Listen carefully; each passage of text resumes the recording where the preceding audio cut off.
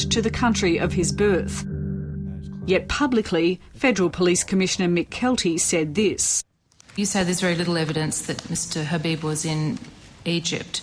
Would you expect to see something on his passport? What sort of evidence would you expect to find? I didn't say that Mr Habib was in Egypt. The AFP is not in a position to confirm whether Mr Habib was in Egypt. Mr Habib's own words himself were wherever he was, wherever he had been taken to, the people spoke Egyptian.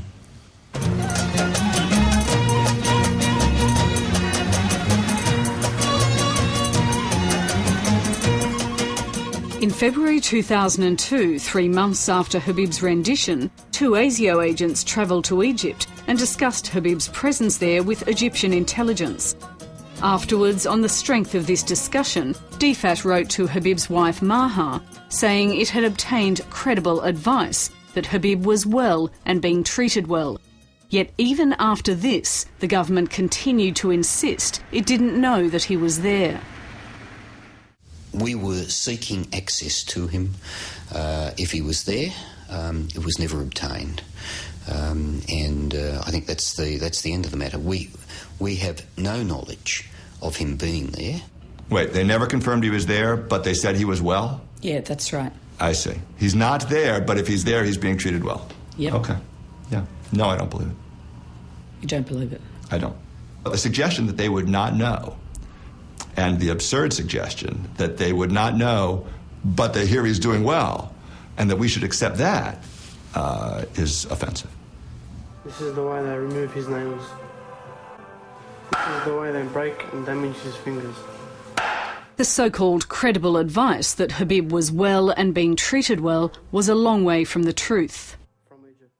What sort of shape were you in February 2002? I have no nails. And all my body was like a cigarette burn. Cigarette burns? Yeah. And why did you have no nails? They take it off. They pulled them out? Oh, all of them, they pull them out. And most of my finger was broken, especially these 2.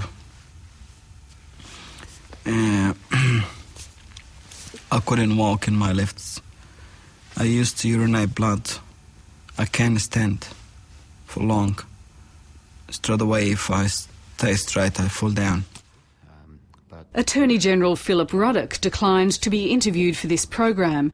Here's what he told us about Habib in 2004. My understanding is that, having been born in Egypt, that there may well be a proper basis upon which Egyptian authorities would have some interest in him and his well-being. Who sent him to Egypt, the Pakistanis or the Americans? I don't know. You don't know? I don't know. Who do you believe sent him? Well, I don't know. Have you not sought to find out? Well, I haven't been advised, and I don't know that I'm in a position to find out. But I've not been advised. It's impossible for me to believe that the Australian government did not know that the Pakistani government, maybe at the urging of the United States and others, didn't know that one of their citizens was being rendered to a third country. It's impossible. I can't imagine under what circumstance the ASIO representative in Islamabad, or whoever came over from Canberra, didn't know what was going on. That's the way he's being interrogated. After months of torment, Mamdouh Habib finally confessed to whatever his Egyptian interrogators wanted to hear. Oh, he admitted to the most diabolical things. Oh, he admitted to extremely serious allegations. Let's see. He said he was originally going to be one of the 9/11 hijackers. He said that he had advanced knowledge that 9/11 was going to take place. He said that he trained the 9/11 hijackers in martial arts. I admit whatever they want me to admit. And as I still say it, and I said it before, I told him just to put electric shock in my ear, or put in my groin, or give me injection. I tell you whatever you want. In April 2002, Habib was transferred to Afghanistan, and his capture was announced publicly for the first time. He was still well, according to the government. The Department of Foreign Affairs and Trade have been advised that he is in good health. The following month, Habib was transferred to Guantanamo Bay, where he was medically examined and diagnosed with post-traumatic stress disorder, attributed to his torture. Intrusive recollections, nightmares, disruption in sleep patterns. And that's what other prisoners reported of Mamdouh. They said he was in catastrophic shape. He couldn't hold himself up. He would scream in the middle of the night. He used to see hallucinations of his wife. He believed that his wife had been killed. In 2004, in the hearing room of the Combatant Status Review Tribunal in Guantanamo, the US presented its case against Mamdouh Habib. Based, it said, on his own admissions, Habib was accused of conducting surveillance on a range of targets, assisting with the transfer of chemical weapons, training several of the September 11 hijackers, and even planning to hijack a plane himself. Other than Habib's confessions, there was no evidence. The things were demonstrably false. None of it's ever been shown to be true. There's never been anything that I've seen and the United States has ever disclosed that suggests any of it is true. But, the United States is pretty tight-lipped about this. All you know is that these are wild accusations that he made while he was being tortured in Egypt and Pakistan, that if there were an iota of truth, he wouldn't be released. I've seen too much of this stuff out of Egypt and the rest of the Arab countries. It's worthless. And to use it as evidence under torture is a complete violation of American jurisprudence. When it's filed, they stamp this on it, as it says here, filed with Court Security Office. Habib might still be in Guantanamo Bay, but in November 2004, his attorney Joe Margulies learned that the Egyptian government was trying to have him returned to Cairo. Margulies sought a restraining order and swore an affidavit detailing Habib's torture. When the story appeared in the Washington Post, it caused an outcry. And so this morning we read in the paper about rendition, an argument made that we took a prisoner whom we should not torture legally and turned him over to a country that would torture him. That would be illegal as well, would it not? Under my understanding of the law, yes, sir, that we have an obligation not to render someone to a country that we believe is going to torture them. That is correct. All right. America's new Attorney General, Alberto Gonzales, being grilled during a Senate confirmation hearing, seemed to confirm that Habib's rendition may well have been illegal. It's a view certainly held by others. Rendition of prisoners for the purpose of subjecting them to torture in foreign countries is prohibited by international law and constitutes a violation of the Convention Against Torture. So if there were American officials engaged in this kind of practice, then by all means, those officials could be held to account. A US federal court later ruled that the Combatant Status Review Tribunals were unlawful, in part because they relied on evidence gained through torture.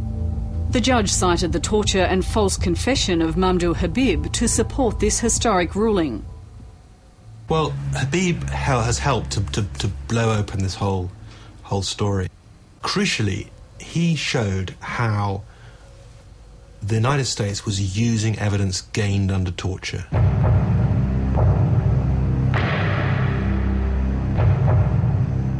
Suddenly, the charges against Habib were dropped, and within 3 weeks he was flown home to Australia. So why do you think he was released? Because they didn't want a judge inquiring into the details of that rendition. So the writing is on the wall, particularly after Senator Durbin asks about it, and now Attorney General Gonzales says this is illegal, that there's going to be a bright light that's shining just on Mamdouh's case. And to avoid that scrutiny, to avoid judicial inquiry into those facts, it's much safer to have that person off the base and at home. Like Habib, rendition victims around the world are emerging publicly to tell their stories and demand justice. I am a Syrian-born Canadian. I moved here with my parents when I was 17 years old. I went to university and studied hard. Canadian man Maha Arrar was arrested in New York after being seen in a cafe with a man suspected of being linked to Al-Qaeda. He was rendered to Syria, held for a year and tortured.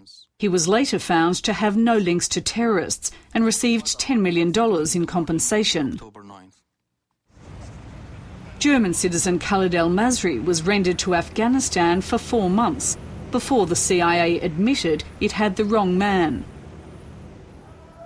Italian resident Abu Omar was snatched off a street in Milan. He's now suing the CIA agents involved in the first criminal case over rendition. I know the only way I will ever be able to move on in my life and have a future is if I can find out why this happened to me. None of these cases has been acknowledged by the United States. Both Arar and El-Masri had their civil suits against the US government dismissed on the grounds that the secrecy of the rendition program had to be protected to safeguard America's national security. The key point about their rendition program now is that it's still completely covert.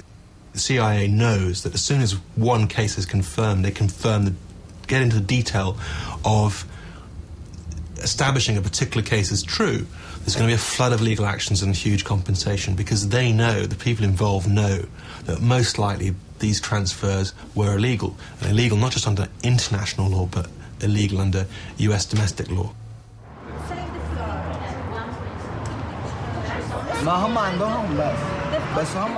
Like his fellow rendition prisoners, Mamdouh Habib is waiting for his day in court. Habib has taken action to try to get back his passport, which was cancelled in January 2005. The government refuses to give it back, saying Habib remains a threat to national security.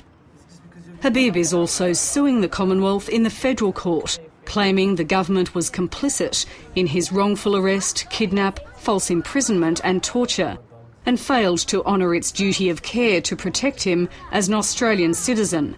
He also claims the government has defamed him by calling him a terrorist. I want to clear my name. They have to apologize, clear my name, because I haven't done anything wrong. They are the wrong. I haven't done anything wrong.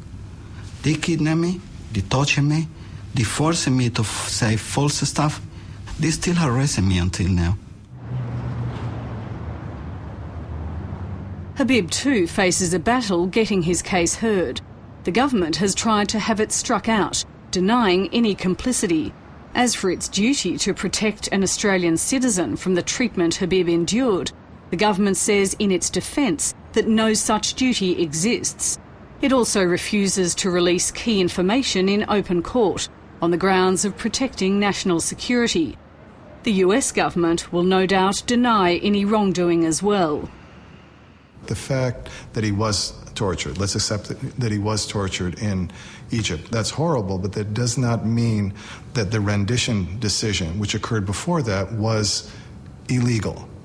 If we have evidence that American authorities were telling the Egyptians to do this, that makes it illegal. If we have evidence that they knew that these things were going to occur, that clearly makes it illegal. But I'll repeat, if somebody ends up being tortured in the receiving country, that does not by itself prove that there was a violation of that Convention Against Torture standard.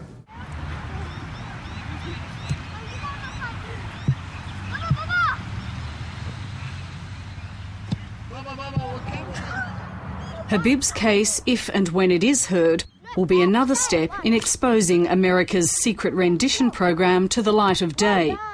And the Australian government will have some serious questions to answer about exactly what role it did play in Habib's rendition and torture. What about the Australian government? If the Australian government cooperated with that, would that raise issues about the legal conduct of the Australian government? I think anybody who inflicted torture or aided and abetted knowingly the infliction of torture makes himself liable for prosecution for violation of both domestic and international laws. This is a willing partner. We're married to each other. So to think that we, the United States, would just say, don't tell them, and we'll tell them afterwards, and don't worry about it, we'll clear it up. You know, baloney. This was done in a coordinated way. Now, it may not be popular in Australia, and there's probably people looking to jump in a hole someplace because they don't want to